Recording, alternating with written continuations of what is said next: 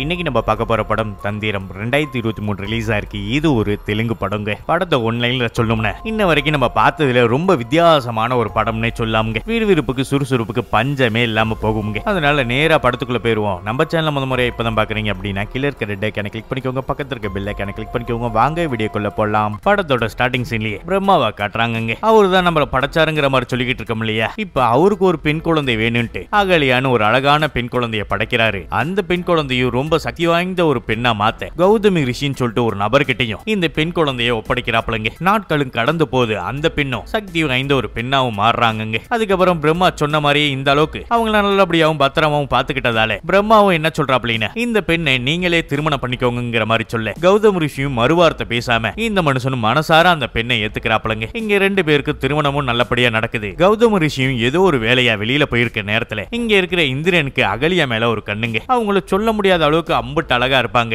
அதனால இந்திரன் என்ன பண்றாப்லின்னா கௌதம ரிஷி மாதிரி உருமாறி அவரு மாதிரியே பேசி பழகுறாங்க. இந்த சமயத்துல கௌதம ரிஷியும் வந்துடுறாப்ல. இந்திரன் அங்கிருந்து போக இந்த கௌதம ரிஷிக்கு மனைவி மேல பயங்கரமான கோவங்க. எல்லா தப்பும் நீதான் பண்ணேன்னு சொல்லிட்டு அந்த பெண்ணையும் சிலையா மாத்திடுறாப்லங்க. அப்படியே கட் பண்ணா ஒரு சின்ன கிராமத்தை காட்டுறாங்க. இந்த மனுஷனோட பேர் தான் அஜய். ஹைதராபாத்ல ஒரு சின்ன கம்பெனியில வேலை செய்யறாப்லங்க. மனுஷன் ஊருக்கு வந்தா சரக்கு அடிக்கிறதுனா வழக்கம் தாங்க. அப்படியே ஈவினிங் போல பசங்க எல்லாம் அழைச்சிட்டு வந்து ஊருக்கு அங்கிட்டு ஒரு குடோன் இருக்குங்க. அந்த இடத்துல உட்காந்து சரக்கு அடிக்கிறாங்க. இந்த இடத்த சொன்னது அஜய் தாங்க. அடிக்கடி ஸ்பாட்டனா மாத்திக்கிட்டு தான் இருப்பாப்ல. இங்க எல்லாரும் உட்காந்து சரக்கு அடிக்க ஒவ்வொருத்தரும் ஒவ்வொன்னு பேசிக்கிட்டு இருக்காங்க. அப்பதான் அஜய் என்ன சொல்றாப்லின்னு இந்த ஜின்ன பத்தினா உனக்கு தெரியுமாங்கிற மாதிரி கேட்க அப்பதான் இன்னொரு ஃப்ரெண்ட் என்ன சொல்றாப்லின்னு அந்த மந்திர விளக்குல நம்ம தேய்ச்சோம்னா ஒரு பூதம் வருமே அந்த மாதிரியாங்கிற மாதிரி கேட்க இல்ல அதை விட பவர்ஃபுல்லுங்கிற மாதிரி இந்த மனுஷனும் ஜின்ன பத்தினா பேச ஆரம்பிக்கிறாப்லங்க. நமக்கு ஜின்னு சொன்னாலே நம்ம அண்ணன் சிம்பிளி சரத்து தான் ஞாபகம் வராப்ல. நிறைய பேர் பாத்திருப்பீங்க. இப்ப அந்த மாதிரி தான் இவரு சொல்ல ஆரம்பிக்கிறாருங்க. ஜின்னு நம்ம கூட தான் வாழ்ந்துகிட்டு இருக்கு. அவங்க கண்ணுக்கு நம்ம தெரியுமோ நம்ம கண்ணுக்கு அவங்க தெரிய மாட்டாங்க. அவங்களுக்கு நிறைய ஆசை பாசைகள் இருக்கும். அது போலதான் இந்த பெண்கள் மேலேயே அவங்களுக்கு ஆசைகள் இருக்கு. ஆனா அவங்களால பேச முடியாது. அதனால அவங்களோட ஆசையை வேற ஆள் மூலியமா தான் நிறைவேற்றுவாங்க. அவங்க பல உருவத்துக்கு கூட மாறுவாங்க. அவங்க வாழ்றதே ஒரு பெரிய உலகம் அப்படின்னு சொல்லிட்டு இந்த மனுஷன் மேற்கொண்டும் சொல்ல ஆரம்பிக்கிறாப்லங்க. அப்படியே ஒரு பெரிய பட்டாசு ஃபேக்டரியை காட்டுறாங்க. அங்க இருந்து ஒரு பையன் வந்து அப்பா கிட்டயும் ஒரு லெட்டர் கொடுக்கறாப்ல. இந்த பையனோட பேரு பாலச்சந்தருங்க. அந்த அப்பாக்காரரும் அந்த பேப்பர்ல இருக்கிறதுனா படிச்சுட்டு மனுஷன் மனசொடைஞ்சு போறாப்லங்க. என்ன ஏதுன்னு பார்த்தா இவரோட மனைவி வேற ஒரு நபர் கூட ஓடி போயிட்டதா என்ன இதுக்கப்புறம் எங்கேயும் தேட வேணாம்னு சொல்லிட்டு லெட்டர் எழுதி வச்சுட்டு தான் போயிருக்காங்க. அந்த லெட்டர் தாங்க இது. இந்த ஒரு விஷயம் எல்லாம் வேலை செய்யற எல்லாருக்கும் தெரிஞ்சு போயிருதுங்க. மனுஷன் மனசு நொந்து போறாப்லங்க. அப்படியே ஒரு 20-22 வருஷம் கடந்து போயிருதுங்க. இந்த பாலச்சந்திரன் சொன்னோம் இல்லையா அவர் வயசு பையனா மாறிடுறாப்ல.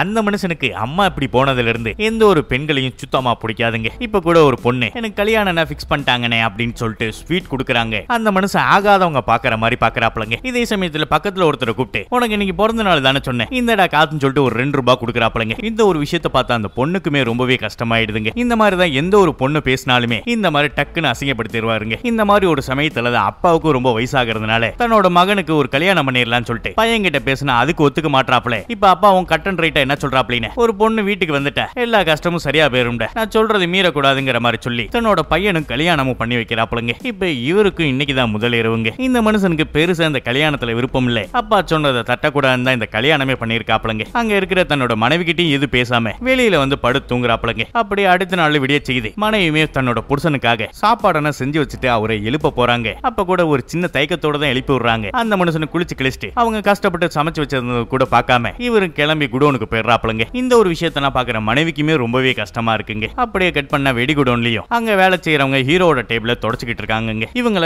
யாரோ ஒரு பேய் பாக்குற கணக்காக நமக்கு காட்டுறாங்க. இந்த சமயத்துல ஹீரோ அங்க வந்துடுறாப்லங்க. அந்த மனுஷனும் பழைய கணக்க வழக்கனா பாக்குறாப்லங்க. இப்ப அப்பா மொத்த வேலையை இவர்கிட்ட ஒப்படைச்சிட்டாப்லங்க. வேலையில கொஞ்சம் லாசனா ஆயிருக்கு போல. இந்த மனுஷனும் வேலையோட கஷ்டத்துல நினைச்சுக்கிட்டு இருக்க அங்கிட்டு மனைவியுமே தன்னோட புருஷன் கல்யாணம் பண்ணிட்டு வந்து இன்னும் கூட சரியா பேசிக்கலையேன்னு சொல்லிட்டு அவங்க ஒரு பக்கெட் கஷ்டப்படுறாங்க. இப்படியே சில நாட்களும் கடந்து போகுது. இந்த மனுஷனும் ஆபீஸ்க்கு வந்து கணக்க வழக்கு பாக்குறாப்லங்க. இந்த மாதிரி பாத்துக்கிட்டு இருக்கிறப்ப யாரோ டக்குன்னு பேசுற மாதிரி இருக்கு. திரும்பி பார்த்தா எந்த ஒரு உருவமும் இல்லைங்க. அதுக்கப்புறம் மேற்கொண்டு கணக்கு வழக்கு பாக்குறப்ப அந்த கணக்குல இந்த ஆன்சர் தான் வரப்போகுது அப்படின்ட்டு டக்குன்னு ஒரு குரல் கேக்குதுங்க. அது எப்படின்னு சொல்லிட்டு இவரும் போட்டு பாக்குறாப்ல. அந்த குரல் கேட்ட மாதிரி உண்மைதாங்க. மேற்கொண்டு என்ன சொல்லுதா நீ இவ்வளவு கஷ்டத்துல இருக்கல்ல அந்த கஷ்டத்தை நான் ஈஸியா சரி பண்ணிடுவேன் அப்படிங்கிற மாதிரி சொல்ல நீ யாரு என்ன அப்படிங்கிற இவரும் கேட்க உடனே அந்த குரலும் அதுக்கு நான் என்னால பதில் சொல்ல முடியாது நல்லா யோசிச்சு பார்த்து ஒரு பதில சொல்லி பயங்கரமா பேசி அனுப்புதுங்க. இந்த மனுஷனுக்கு கொஞ்சம் ஜர்க் ஆகுது. சரி இந்த இடத்தை விட்டு போயிட்டு அப்பா கிட்ட சொல்லலாம் அப்படின்ட்டு என்ன சொல்லிக்கிட்டு இருக்கா அப்படின்னு நாட்கள் போக போக நம்மளோட கம்பெனி லாஸ்ல தான் போய்கிட்டு இருக்குன்னு சொல்ல அந்த மனுஷனுக்கு ஃபுல் பிபி ஏறி இருந்துங்க. நான் தான் அப்பயே சொன்னேனேடா உனக்கு இந்த வேலை எதுனா சரிபட்டு வராது எல்லாத்தையும் வித்துட்டு நம்ம போக வேண்டியது எங்கேயாச்சும் அப்படின்ட்டு பயங்கரமா திட்டி விட்டுறாப்லங்க. அப்படியே அன்னைக்கு நைட்டும் இந்த மனுஷன் அதை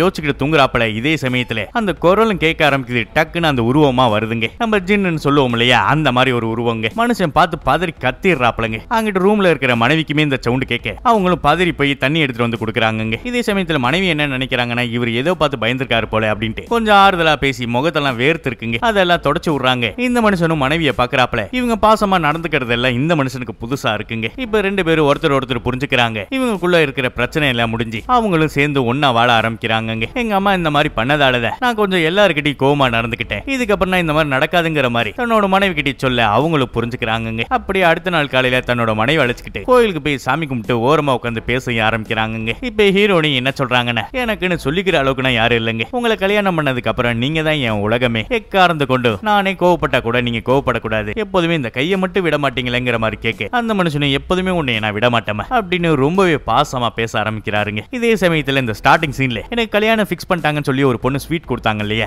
அந்த பொண்ணு வீட்டுக்கே போய் அவங்கள்ட்ட புடவை கொடுத்துட்டு உன் கல்யாணம் அன்னைக்கு என்னால வர முடியலமா கோச்சிக்காதுங்கிற மாதிரி சாரியும் கேட்டுட்டு வர அவங்களுக்கு ரொம்பவே சந்தோஷமா இருக்குங்க. இந்த ஒரு விஷயத்தை பாக்குற மனைவிக்குமே சொல்ல முடியாத அளவுக்கு சந்தோஷமா இருக்குங்க. மனுஷனை இவங்க மொத்தமாவே மாத்திட்டாங்க. அந்த மனுஷனுமே பொண்டாட்டிய கண்ணுங்க கருத்தும அம்புட்டு அழகா பாத்துக்கிறாப்லங்க. இப்ப வேலைய ஒரு டிப்ரெஷன் மறைஞ்சு இனிமேட்டு தைரியமா வேலை பார்க்கலாம்டா அப்படின்னு சொல்லிட்டு இந்த மனுஷன் அன்னைக்கு போன ஒரு இன்னைக்கு தாங்க இங்க வராப்ல. இப்ப அத்தனை நாள் கணக்கு வழக்கையும் மொத்தமா பாத்துக்கிட்டு இருக்காப்லங்க. இவருக்கு டைம் போனதே தெரியல. இதே சமயத்துல மனைவி வெயிட் பண்ணி பார்த்துட்டு ஒரு கட்டத்துல சாப்பாடு எடுத்துக்கிட்டு வெடிகுடனுக்கே வந்து இவருக்கு சாப்பாடு பரிமாறுறாங்க. இதே சமயத்துல அந்த இடத்துல இருந்த ஜின்னுமே இவங்களை பார்த்து ரொம்பவே சந்தோஷப்படுதுங்க. இந்த மனுஷனும் சாப்பிட்டு முடிச்சுட்டு ஹீரோனியை அனுப்பி வச்சுட்டு மேற்கொண்டு கணக்கு வழக்கு பார்க்க ஆரம்பிக்கிறாப்ல. இதே சமயத்துல அந்த குரலும் திருப்பி கேட்க ஆரம்பிக்குதுங்க. இந்த மனுஷனுமே செம்ம காண்டாயி என்னை சரியா வேலை பார்க்க விடுங்கிற மாதிரி சொல்ல அங்கிட்டு அந்த ஜின்னுமே என்ன சொல்லுதுன்னு, நீ இவ்வளவு கஷ்டத்துல இருக்க இல்லையா, இதுக்கப்புறம் பேர் புகழ் பணம் காசோட நீ ரொம்பவே சந்தோஷமா இருக்கிறதுக்கு நான் உதவி செய்யறேன் அப்படிங்கிற மாதிரி சொல்ல இந்த மனுஷனுமே டக்குன்னு நீ இதெல்லாம் செஞ்சுட்டா நான் உனக்கு என்ன பண்ணுங்கிற மாதிரி நீ ஒண்ணு வச்சிருப்ப இல்லையா, அது என்னங்கிற மாதிரி கேட்க ஜின்னுமே உன் மனைவியோட ஒரு துளி ரத்தம் எனக்கு இருந்தா போதும் அப்படிங்கிற மாதிரி சொல்ல இவருக்கு செம்ம கண்டாகுதுங்க. டக்குன்னு மேற்கொண்டு என்ன சொல்லுதுன்னு, இந்த தொழில சரியா பாத்துக்க மாட்டேன்னு உங்க அப்பாவே முடிவெடுத்துட்டாரு, இதுக்கப்புறம் நீ தான் யோசிக்கணுங்கிற மாதிரி சொல்ல அந்த மனுஷன் அந்த இடத்தை விட்டு வெளில வந்துடுறாப்பலங்க. இவரு வீட்டுக்கு வந்தா கூட ஒருவேளை அந்த ஒரு விஷயம்னா நடந்துருமோ என்னமோ அப்படின்ட்டு பல யோசனைகள் ஓடுதுங்க. மனைவியும் சாப்பாடு போட்டு பேசிக்கிட்டு இருக்காங்க. இந்த ஒரு விஷயம்னா மனுஷனுக்கு காதல கூட உழுவுலங்க. ஏன்னா அந்த அளவுக்கு அதுல முழுகிட்டாப்ல. அதுக்கப்புறமா தன்னோட மனைவிக்கும் இவரே பால் எடுத்துட்டு வந்து குடிமாங்கிற மாதிரி சொல்றாப்ல. மனைவியுமே ரொம்பவே பாசமா குடுக்குறாங்கன்னு நினைச்சுக்கிட்டு அந்த பாலை குடிச்சோடனே அவங்களும் மயங்கி விழுவுறாங்க. இந்த மனுஷன் என்ன நினைச்சிருப்பாப்லிங்க, ஒரு துளி ரத்தம் தானே அதுல என்ன வந்துட போதுன்ட்டு அவங்களோட கை விரல்ல ஊக்கு குத்தி குட்டியோண்டு குடுவ மாதிரி ஒண்ணு இருக்குங்க. அதுல அந்த ரத்தத்தை ஊத்தி அந்த குடோனுக்கு எடுத்துட்டு போறாப்லங்க. இப்ப ஜின்னுகிட்ட இவரு என்ன சொல்றாப்லின்னு, நீ சொன்ன மாதிரியே நான் எடுத்துட்டு வந்துட்டேன் அப்படிங்கிற மாதிரி சொல்ல இதே சமயத்துல அந்த இடத்துல பிளிங்காய் லைட் எரிய ஆரம்பிக்குதுங்க. இப்ப இந்த இடத்துக்கு ஜின்னு வந்துட்ட கணக்கு தான் இந்த ஒரு சிக்னலுங்க. இப்ப ஜின்னு என்ன சொல்லுதுன்னு, எடுத்துட்டு வந்த ரத்தத்தை கீழே விட்டு கண்ணை முடிக்கிற மாதிரி சொல்ல இந்த மனுஷனு கண்ணை மூடிக்கிறாப்லங்க. இதே சமயத்துல அந்த ஒரு சொட்டு ரத்தத்தை கீழே விடுறாப்ல.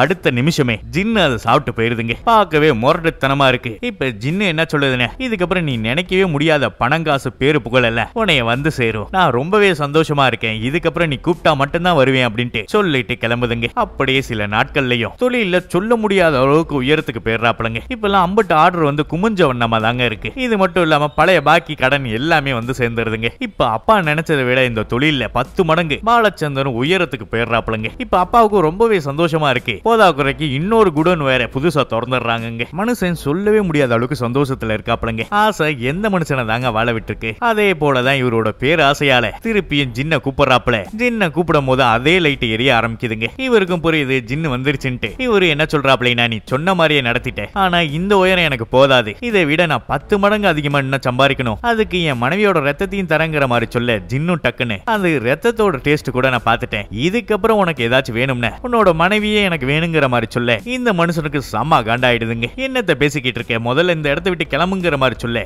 என்னால நீ வர மட்டும் தான் வைக்க முடியும், போக சொன்ன என்னால போக முடியாது, நீ மட்டும் இந்த ஒரு விஷயத்த செய்யல அப்படின்னா இன்ன வரைக்கும் பேரு புகழோட உன் சாம்ராஜ்யத்தை எவ்வளவு தூரமா போனுச்சோ அது எல்லாமே கொஞ்ச நாள்லயே சரிச்சிருவேன், அதுக்கப்புறம் நீ தான் பாக்கணுங்கிற மாதிரி சொல்ல இந்த மனுஷனும் அந்த ஒரு விஷயத்த பெருசா எடுத்துக்கலங்க. அப்படியே சில நாட்களும் கடந்து போகுது. இதே சமயத்துல கவர்மெண்ட் கொஞ்ச நாளைக்கு வெடியனா எங்கேயுமே விற்க கூடாதுங்கிற மாதிரி ஒரு தடை போட்டுருதுங்க. இத பார்த்து அந்த மனுஷனுக்குமே ஆடி போயிடுறாப்ல. இது எல்லாம் அந்த ஜின்னோட வேலைங்கிற மாதிரி இவருக்கும் புரியுது. இந்த தடை நீங்கிறதுக்கு ஒரு 1.5 மாசத்துக்கு மேல ஆயிருங்கிற மாதிரி சொல்லிடுறாங்க. அது வரைக்கும் இங்க வேலை செய்யாம இருக்க முடியுமாங்க. கொஞ்ச நாள்லயே தீபாவளி வேற வருது. இவங்க உற்பத்தி இன்க்ரீஸ் பண்ண இங்க பட்டாசு வைக்க இடம் இல்லங்க. அதனால மீதி பட்டாசு எல்லாத்தையுமே 2வது குடோன்ல அடுக்க ஆரம்பிக்கிறாருங்க. இந்த மனுஷனோட மனசுலயும் ஒரு 1.5 மாசத்தை சமாளிச்சிட்டோம் சொன்னா போதும்டா, எல்லாமே சரியாயிரும். அதுக்காக ஜின்னு சொன்னது எக்காரணம் கொண்டு பண்ணிடக்கூடாதுன்னு இவர் நினைச்சுக்கிட்டே தூங்குறாப்லங்க. ஆனா ஜின்னு சும்மா விடுமாங்க. கனவிலேயே வந்து பயமுறுத்த இவரை பார்த்த மனைவியுமே இதை பார்த்து பயப்படுறாரு சொல்லிட்டு அவரை தட்டி கொடுத்து தூங்கவும் வைக்கிறாங்க. அப்படி அடுத்த நாள் விடிய செய்து இங்க குடோன்ல வேலை செய்யற ஒரு பையனும் பதறிக்கிட்டு வராப்லங்க. என்ன ஏதுன்னா குடோனை வந்து பாருங்கண்ணே அப்படிங்கிற மாதிரி சொல்ல இவரு சொல்ல முடியாத பயத்துல அங்க போய் பார்த்தா நேத்தி அடிச்ச மழையில குடோன்ல போட்டிருக்க ஷீட் எல்லாம் ஓட்ட வேற விழுந்திருக்குங்க. இதை மட்டும் இல்லாம சீக்கிரமா குடோன் கட்டினதால சில கிராக்னா விழுந்திருக்குங்க. அது வழியா பயங்கரமா தண்ணி உள்ள போயிருக்குங்க. இத பாக்குற அந்த மனுஷனுமே உடஞ்சு போயிடுறாப்ல.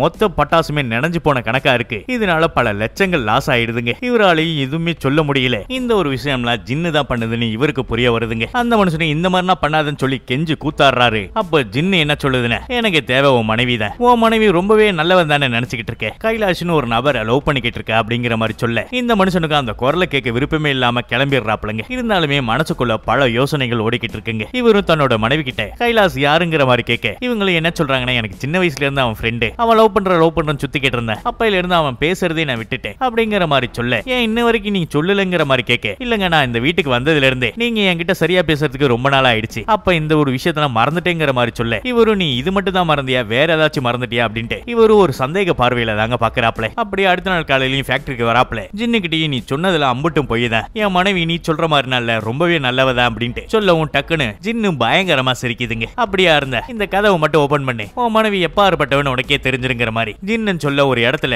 கதவு தானா ஓபன் ஆகுதுங்க. இந்த மனுஷன் பாக்குறாப்ல மனைவி வேற யாரு கூட இருக்கிற மாதிரி ஒரு விஷயம் தெரியுதுங்க. மனுஷனும் இதை நான் பார்த்துட்டு மனசு உடைஞ்சு போறாப்லங்க. இதுக்கப்புறம் இப்படி இருந்தா எதுவுமே செட் ஆகான்னு சொல்லிட்டு நடந்ததெல்லாம் தன்னோட அப்பா கிட்டையும் சொல்றாப்ல. அப்பாவை என்ன சொல்றாப்லன்னு, இந்த அளவுக்கு ஆயிப்போச்சுடா, உன்னோட மனைவியை நல்லவ கிடையாது போல, அப்பா சொன்ன மாதிரியே செஞ்சிருங்கிற மாதிரி சொல்றாப்ல. இவருதான் அப்பா பேச்சு மீற வேற மாட்டார் இல்லையா. அவரு சொன்னது இந்த ஜின்னு சொன்னது எல்லாமே மனசுக்குள்ள பயங்கரமா ஓட ஆரம்பிக்குதுங்க. இதே சமயத்துல வெளி உலகத்துக்கு யாராச்சும் கேட்டாங்கன்னா என்னப்பா சொல்றதுங்கிற மாதிரி கேட்க அவ யாரு கூடயோ ஓடி போயிட்டாங்கிற மாதிரி சொல்லுங்கிறப்பதான் டக்குன்னு ஹீரோக்கு ஒரு விஷயம் இடிக்குதுங்க. என்ன ஏதுன்னு பார்த்தா இதே மாதிரிதான் அப்பா கூட அம்மாவை சாகடிச்சுட்டு வெளி உலகத்துக்கு அவங்க ஓடிட்டாங்கிற மாதிரி தெரியப்படுத்திருப்பாரோங்கிற மாதிரி தோணுது. ஆனா இவரு நினைச்ச மாதிரியே அது எல்லாமே உண்மைதாங்க. இந்த மனுஷனோட மனசுல நான் உறுத்தலங்க. ஜின்னு என்ன சொல்லுதோ அது பண்ணு, அது மட்டும் இல்லாம உன்னோட மனைவி கூட நல்லவ கிடையாது, நம்மளோட வளர்ச்சிக்காக என்ன வேணா நம்ம பண்ணலாங்கிற மாதிரி இவரு பயங்கரமா சொல்ல இவரோட மனசுக்கு இதுதான் சரிங்கிற மாதிரி முடிவெடுக்கிறாப்ல. அன்னைக்கு பயங்கரமா சரக்கடிச்சிட்டு வீட்டுக்கு போலான்னு போறப்பத நம்ம ஸ்டார்டிங்ல ஒரு கதையை கேட்டோம்லங்க, அந்த கதை இங்க நாடகமா நடிச்சு காட்டுறாங்க. இத பார்த்த ஹீரோக்குமே தெய்வத்துக்கு இம்புட்டு பிரச்சனை, நானா ஒரு சாதாரண ஒரு மனுஷன் தானே, இந்த ஒரு விஷயத்துல நான் பண்றது தப்பே இல்லன்ட்டு தன்னோட மனைவி கிட்ட அன்னைக்கு என்ன சொல்றாப்லின்னு, நமக்கு கல்யாணம் நடந்துச்சு இல்லையா, அது சரியான டைம் கிடையாதா, அதனால நாளைக்கு ஒரு 3-4 மணிக்கு நல்ல முகூர்த்தமா நம்ம கல்யாணம் பண்ணிக்கிற மாதிரியே பண்ணிக்கல, அதுக்கப்புறம் நம்மளோட தொழில் எல்லாமே சரியா இருங்கிற மாதிரி ஒரு சாமியார் சொன்னாருங்கிற மாதிரி சொல்றாப்ல. அவங்களுக்குமே தன்னோட புருஷன் பயங்கரமா கஷ்டத்துல இருக்காங்கன்னு புரிஞ்சுக்கிட்டு அவங்களும் இந்த ஒரு விஷயத்துக்கு சரி சொல்றாங்க.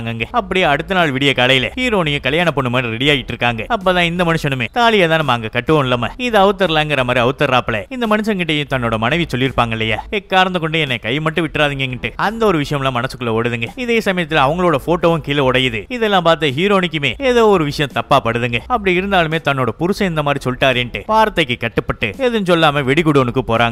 நீ இந்த இடத்துலயே இரு அப்படின்னு சொல்லிட்டு அந்த ஜின்னையும் கூப்பிடுறாப்லங்க. லைட் பிளிங்க் ஆகி எரியுது. அப்ப அந்த ஜின்னோட குரலும் கேட்டு இவங்களும் ஆடி போயிடுறாங்க. அதே சமயத்துல ஒரு ரவுண்டுக்குள்ளதான் நிக்க வச்சிருப்பாப்ல ஹீரோனிய, அந்த ரவுண்டு ஃபுல்லாவே டக்குன்னு பத்திக்க ஆரம்பிக்குதுங்க. இவங்களும் என்னை காப்பாத்துங்கிற மாதிரி சொல்றாங்க. அங்க இருக்கிற கணவர் என்ன சொல்றாப்லின்னு, எனக்கு துரோகம் பண்ண உனக்கு எப்படி மனசு வந்துச்சு, அந்த கைலாஸ் கூட என்னென்ன பண்ணனா எனக்கு தெரியுங்கிற மாதிரி சொல்ல இவங்களும் நீங்க நினைக்கிற மாதிரி எதுவுமே இல்லைங்க, தயவு செஞ்சு நீங்க புரிஞ்சுக்கோங்கிற மாதிரி பயங்கரமா அழுது பேச அந்த ஜின்னு ஒரு விஷுவல் காட்டிருக்கும் இல்லையா, அது எல்லாமே ஒரு வகையான ஜின்னு போட்ட ஒரு நாடகங்க. ஆனா அந்த இடத்துல இருந்தது ஹீரோ தான், ஆனா ஜின்னு தான் வேற ஒரு நபர் மாதிரி உருவத்தை மாத்தி காட்டியிருக்கிறது இப்பதாங்க ஹீரோக்கு புரிய வருதுங்க. இந்த மனுஷனு கத்தி கதறாப்ல, என்னோட மனைவியை விட்டுரு, அவளோட வயித்துல என்னோட குழந்தை இருக்கு, நீ 2 உயிரை இப்படி பாடா படுத்துறிய அப்படின்ட்டு பயங்கரமா கதறி அழுவுறாப்லங்க. இந்த ஒரு விஷயம்னா ஜின்னுக்கு சுத்தமா பிடிக்கலங்க. டக்குன்னு ஒரு உருவமா வந்து அவரோட மனைவியும் சாப்பிட்டுருதுங்க. இந்த ஒரு விஷயம் நடந்ததுக்கான ஒரு தடயம் கூட இல்லைங்க. மனுஷன் இங்க கதறி அழுவுறாப்ல, அப்படியே விடையவும் செய்துங்க. மனுஷன் நொந்து போயிட்டாருங்க. இத்தனைக்கு காரணம் நீ தானே, உன் சொல்ல கேட்டு என்னோட மனைவியை நான் விட்டு கொடுத்துட்டேனே, ஒரு நல்ல அப்பாவா பிள்ளைங்களுக்கு நீ தான் நல்லது சொல்லியிருக்கணும், நீயே ஒரு தப்பான பாதி கொண்டு போயிட்டே அப்படின்ட்டு தன்னோட அப்பாவையுமே சாகடிச்சிடறாப்ல. இந்த மனுஷனுக்கு வீட்டுக்கு வந்த மனைவியோட இருந்த நிமிஷம் இல்ல கண் முன்னாடி வந்து போகுதுங்க.